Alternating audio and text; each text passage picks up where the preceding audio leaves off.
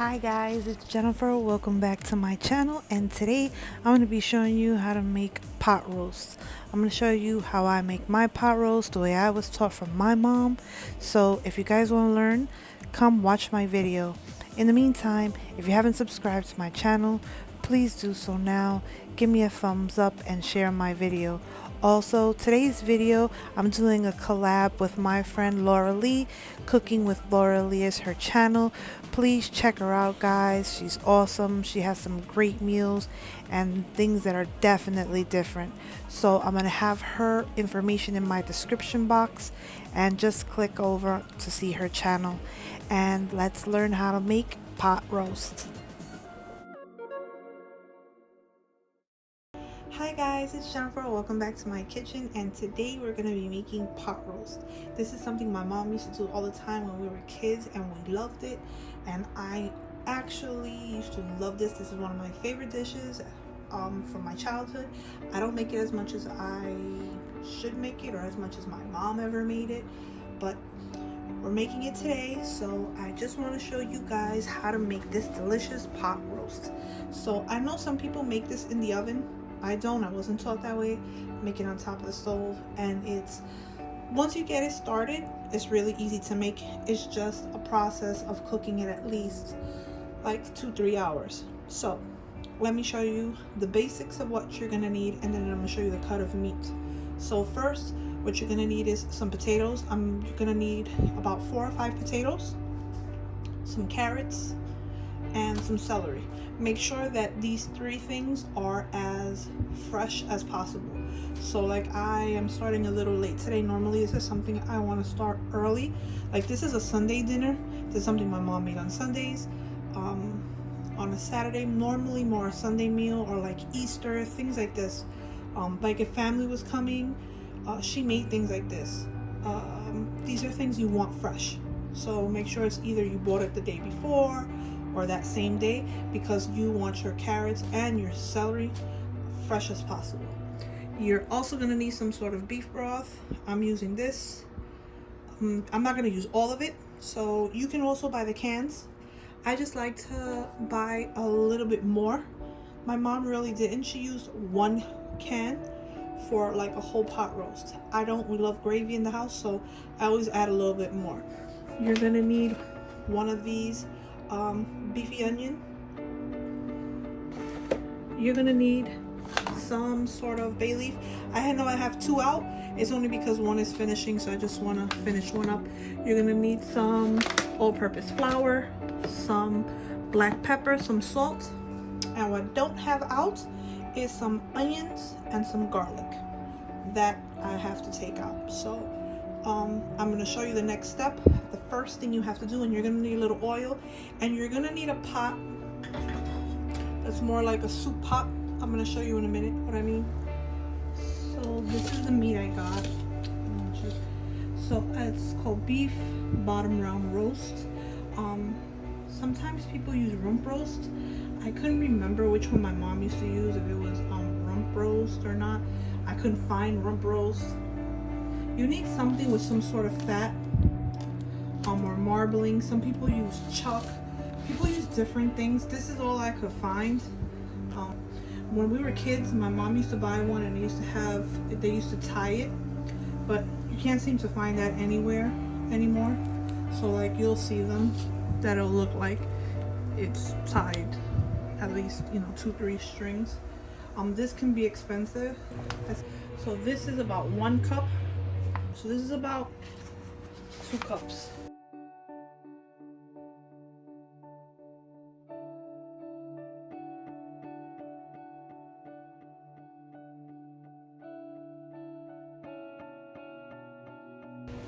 So this is about 4 teaspoons of salt. I might need a little bit more, because this meat you don't season. I'm gonna need some more black pepper. And I know nobody wants to taste it, but you're gonna have to taste it to make sure that you have enough salt in this. You don't want it to be overly salty either, so you need to add a little more black pepper. Alright, so let's say another teaspoon of black pepper, because I have mine in the grinder.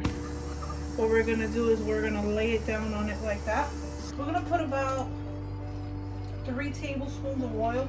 I'm gonna leave it on low, very low. Let it start to warm up. Now, this is what we're gonna start to do. We're gonna move it ourselves. My hands are wet right now. I needed a bigger plate for this.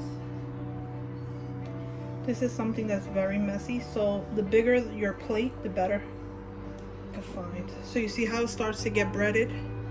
But you're gonna keep doing that because you really wanna get it coated, very well coated on all sides. So I'm really trying to make sure it's well coated on all sides. We're gonna put it in the pot. Now we're just gonna try and cook it. We want to brown it, so I'm gonna raise the heat up a little bit.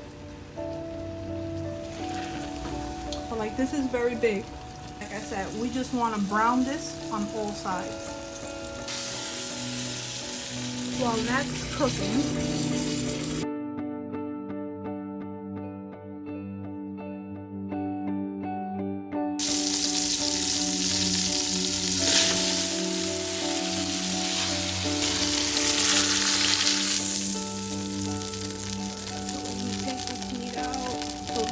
onions that were diced up.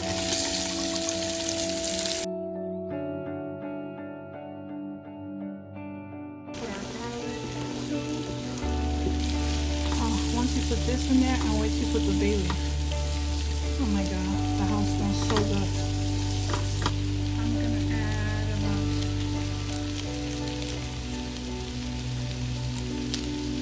what, 3-4 bay leaf. Oh my god, the house smells so good. Oh my god, it smells delicious. We're almost ready.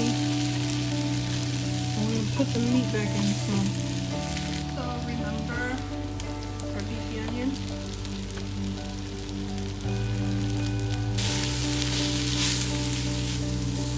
Very, very low. And we're going to start to add our beef broth. So this is 1 cup right now. Since I have and you always want some for later on, so I just put about 2 cups of the beef broth. Raise the heat up a little bit now. So I'm gonna put that other side down first.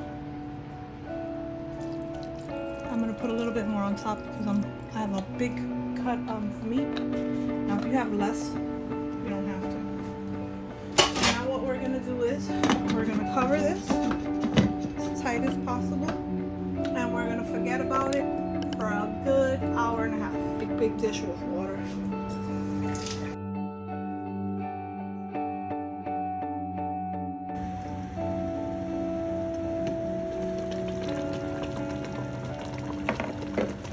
So now is the time. It was sticking. So turn it over. I'm making a mess. An hour and a half. I have the timer on. Now what we're gonna do is, you see it threw off a little bit of water. It'll also shrink, but you see it's still hard in the middle.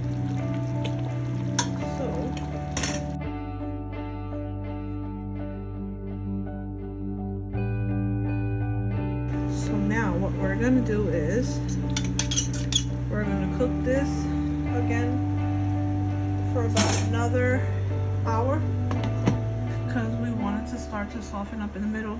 No matter what, you're cooking this at least 3 hours. And we're going to keep it on low and we're going to keep it covered, and whatever you do, try not to open this. I have to cook it a little longer because this one is so big. You can tell, so it's still a little hard, but it's a little softer than it was before.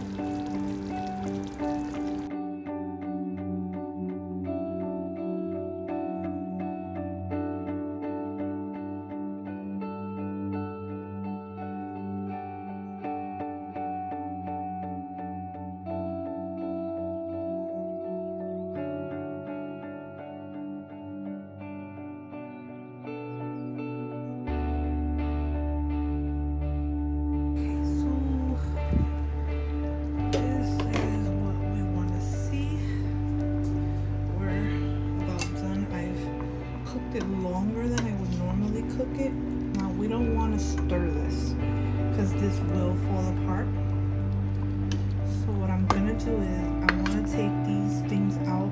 I'm trying to leave as much gravy. You know what? I'm gonna take the meat out first. I tell you, it's cooked it so long. You want it so tender, they're almost falling off and beautiful.